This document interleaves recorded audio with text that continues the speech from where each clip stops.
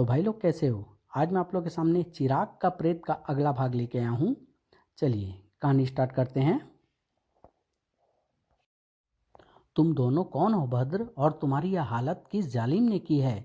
तब राजा जनक ने उसे सारी कहानी सुना दी। सचमुच तुम दोनों के साथ बहुत बुरा हुआ है। रूपनगर का वह जादूगर बहुत शैतान है। वह तुम्हारी पत्नी से जबरदस्ती विवाह करने की कोशिश करेगा। मैं उसे अच्छी तरह जानता हूँ। ओह, आप उसे जानते हैं बाबा। हाँ, मैंने सैकड़ों वर्ष रूपनगर की पहाड़ियों पर तपस्या की है, इसलिए उसके बारे में काफ़ी कुछ जानता हूँ। आप महान है बाबा, हमारी कुछ मदद कीजिए। अन्याय और अत्याचार के खिलाफ किसी की भी मदद करना मेरा पहला धर्म है। बोलो बेटे, मैं तुम्हारी क्या मदद कर सकता हूँ, जो भी आप अधिक से अधिक कर सकें। सुनो बेटे, मैं तुम्हारी तीन तरह से मदद कर सकता हूँ। एक तो तुम्हारे शरीर पहले की तरह कर सकता हूँ, दूसरे तुम्हारी पत्नी को सुहाग दान दे सकता हूँ, और तीसरे उस जादूगर को मारने का तरीका बता सकता हूँ। इसके अतिरिक्त मैं स्वयं न तो जादूगर को मार सकता हूँ और न ही उससे मंत्रों से जीत सकता हूँ। बाबा जी, आपकी यह मदद तो मेरे लिए सफलता के सभी द्वार खोल देगी। मैं आपका यह उपकार कभी नहीं भूलूंगा। राजा की बात सुनकर साधु मुस्कुराया। फिर उसने जमीन पर पड़ी मिट्टी उठाई और कोई मंत्र पढ़ने के बाद उन दोनों पर डाल दी। तुरंत ही वे पुनः पहले की तरह हो गए। प्रणाम मुनिवर, कृपया मेरी पत्नी को सुहाग दान दे दीजिए, जिससे वह जादूगर बलात् उसे अपनी पत्नी न बना सके। बेटा, अबला की रक्षा करना मेरा पहला कर्तव्य है। तुम्हारी पत्नी को अब कोई छू भी नहीं सकेगा। कहकर साधु ने अपने गले में पड़ी हुई माला उतारी और कोई मंत्र पढ़कर फूंक मारी। अगले ही पल, जाओ, रूपनगर में स्वर्णा नाम की जो राजकन्या जादूगर फोंचू के कब्जे में है, उसके सतीत्व की रक्षा करो। आदेश मिलते ही माला एक और उड़ चली। अब यह माला कुछ ही देर में तुम्हारी पत्नी के गले में पड़ जाएगी, और जब तक यह माला तुम्हारी पत्नी के गले में रहेगी, तब तक तुम्हारे अलावा कोई भी व्यक्ति उसकी छाया तक को भी छू नहीं सकेगा, चाहे वह दुष्ट जादूगर ही क्यों ना हो। मेरे सिर से बहुत बड़ा बोझ उतर गया बाबा जी। अब मैं आराम से जादूगर को मारने का प्रयत्न कर सकूंगा। अतः आपसे मेरी प्रार्थना है कि जादूगर किस प्रकार मर सकेगा और उसकी मौत का क्या रहस्य है, इस संबंध में भी मुझे बताने की कृपा करें। राजा की बात सुनकर साधु बोला, वह जादूगर कुछ ही दिन मेरे साथ रहा है। पहले हम एक ही गुरु के चेले थे और रूपनगर की पहाड़ियों पर तपस्या करते थे। गुरुजी हमें समय समय पर निर्देश देते रहते थे, लेकिन जादूगर फोंचू सचमुच शैतान का रूप था। मैं विद्या मंत्र की क्रियाएं करता था और वह शैतान अविद्या मंत्र की। अभी साधु अपनी बात पूरी भी नहीं कर पाया था कि राजा विक्रम सिंह बीच में बोल उठा, यह विद्या मंत्र और अविद्या मंत्र क्या होता है बाबा। बेटा, विद्या मंत्र और अविद्या मंत्र दो अलग अलग तरह की विद्याएं हैं। विद्या मंत्र को जानने वाला जन कल्याण का कार्य करते हैं और दुखी प्राणियों की तन मन और धन से मदद करते हैं। परोपकार के लिए विद्या तंत्र का ज्ञाता अपनी जान भी दे सकते हैं। इसके ठीक विपरीत अविद्या मंत्र वह शक्ति है जो लोगों की बुराई के लिए काम में लाई जाती है। इस मंत्र के पुजारी दूसरों को घोर पीड़ा पहुंचाकर अपना स्वार्थ सिद्ध करते हैं। वे लोग अपने स्वार्थ के लिए किसी की जान भी लेने में नहीं हिचकिचाते। इसमें उन्हें बड़ा आनंद मिलता है। जादूगर फोंचू इसी श्रेणी का आदमी है। गुरुदेव ने बहुत चाहा कि वह सही रास्ते पर आ जाए। उन्होंने उसे अविद्या मंत्र के दुष्परिणाम भी बताए, लेकिन वह नहीं माना। फलस्वरूप गुरुजी ने उसे अपने आश्रम से निकाल दिया। आश्रम से निकलकर उसने अपनी साधना अलग से शुरू कर दी और अविद्या मंत्र का स्वामी बनकर रूपनगर का राजा बन गया। मगर बाबा, वह मेरी तलवार से मरा क्यों नहीं। उसके शरीर में एक प्रेत है जो उसके शरीर की रक्षा करता है। प्रेत की सूक्ष्म किरणें जादूगर के शरीर को घेरे रहती है, इसलिए वह नहीं मरता। हाँ, उसे मारने से पहले यदि उसके भीतर मौजूद प्रेत को मार दिया जाए तो उसे मारा जा सकता है, और उसके भीतर मौजूद प्रेत को केवल चिराग का प्रेत ही मार सकता है। चिराग का प्रेत? हाँ, चिराग का प्रेत वह दुनिया का सबसे बड़ा प्रेत है। केवल वह ही उसे परास्त कर सकता है। अगर तुम किसी तरह उस प्रेत को अपने वश में कर सको तो तुम उस जादूगर से जीत सकते हो और अपनी पत्नी को प्राप्त कर सकते हो।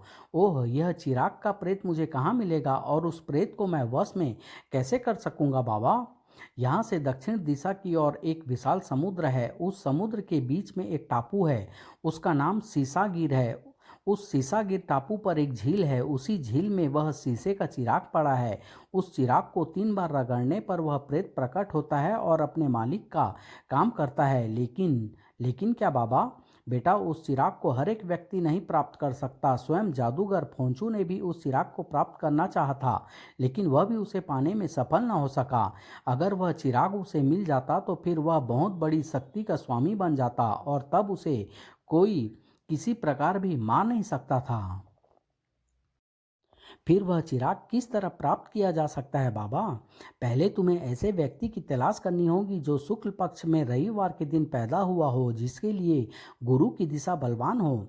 ऐसा व्यक्ति उस द्वीप में जाए और उस झील में घुसकर उस चिराग की खोज करे तो निश्चित रूप से वह उस चिराग को प्राप्त कर सकता है। लेकिन उस चिराग को प्राप्त करने के लिए उसे भी बड़ी हिम्मत और बुद्धिमानी से काम लेना होगा, क्योंकि उस झील में एक विचित्र जानवर रहता है जो अत्यंत जहरीला है। साधु की बातें सुनकर राजा की आंखें चमक उठी। वह बोला, बाबा, आपकी कृपा से मुझे ऐसे व्यक्ति को खोजने की आवश्यकता नहीं होगी, क्योंकि मैं स्वयं शुक्ल पक्ष में रविवार के दिन पैदा हुआ हूँ और मेरे लिए ज्योतिषियों ने जन्म पत्री में गुरु दिशा भी बलवान बताई है। फिर तो तुम्हारी विजय निश्चित निश्चित है। जाओ बेटा, मेरा आशीर्वाद तुम्हारे साथ है और मेरी ईश्वर से प्रार्थना है कि तुम अपने उद्देश्य में सफल हो। राजा ने साधु से विदा ली और अपने ससुर के साथ झोपड़ी से अपना धनुष बाण आदि लेकर अपनी मंजिल की ओर चल पड़ा। उधर जादूगर फोंचू उधम सिंह को उसके देश में छोड़कर रूपनगर अपने महल में पहुंचा। जाओ, इस लड़की को मेहमान खाने में ठहरा दो, लेकिन ध्यान रहे यह भागने ना पाए। इसे जिस चीज की आवश्यकता हो दे देना। याद रखना, यह तुम्हारी होने वाली महारानी है, समझी? जी महाराज। दासी ने स्वर्णा को मेहमान खाने में पहुंचा दिया। यहाँ पर उसकी हर एक जरूरत का ध्यान रखा जाने लगा। बेशक स्वर्णा जादूगर फोंचू की कैद में थी, लेकिन रूपनगर में यह जानकर खुशियां मनाई जा रही थी कि शीघ्र ही उनके राजा का विवाह राजकुमारी स्वर्णा से होने वाला है। दूसरे दिन स्वर्णा जब महल के बाहर बने उद्यान में एक वृक्ष के नीचे शोकाकुल बैठी थी, तो उसे हवा में तैरती रुद्राक्ष की एक माला अपनी ओर आती दिखाई दी। इससे पहले कि वह कुछ समझे, वह माला उसके गले में आकर पड़ गई। ओह, कहीं यह माला उस नीच जादूगर ने मुझे वश में करने हेतु तो नहीं भेजी? जरूर यही बात होगी। मैं इसे अभी उतार फेंकती हूँ। यह सोच उसने जैसे ही उस माला को उतारना चाहा, माला में पड़ा हुआ बीच का एक दाना बोल उठा, ठहरो रानी, मुझे भूल कर भी अपने गले से अलग मत करना, वरना संकट में पड़ जाओगी। ओह, तुम कौन हो और क्या चाहते हो? पहले मुझे अपने बारे में बताओ, उसके बाद ही मैं सोचूंगी कि मुझे क्या करना चाहिए। और माला का वह रुद्राक्ष पुनः बोल उठा, मैं बाबा शंकर के गले की माला हूँ।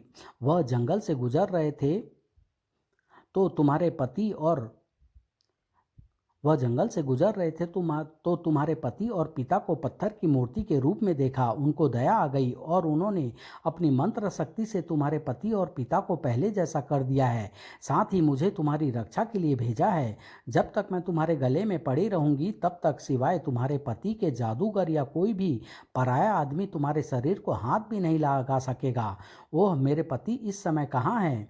बाबा ने उन्हें जादूगर को मारने का एक उपाय बताया है, वे उस कार्य को पूरा करने गए हैं। इतना कहकर वह रुद्राक्ष खामोश हो गया। लेकिन इतना सुनकर स्वर्णा प्रसन्नता से नाचने लगी। तभी जादूगर फोंचू अपने कुछ अनुचरों के साथ वहां आ पहुंचा। स्वर्णा को नाचते देखकर वह एक वृक्ष के पीछे खड़ा हो गया।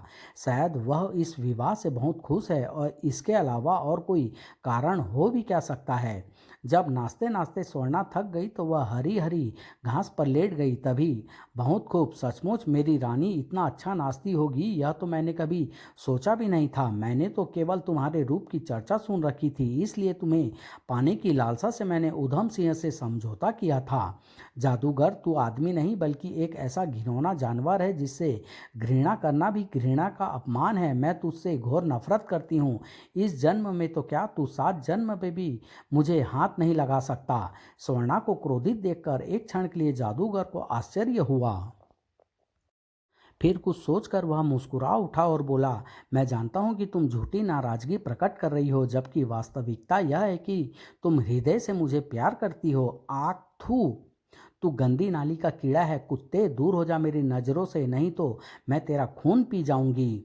जादूगर अपने अनुचरों के सामने अपना अपमान न सह सका और ठहर मूर्ख स्त्री, मैं तुझे अभी इसका मजा चखाता हूँ।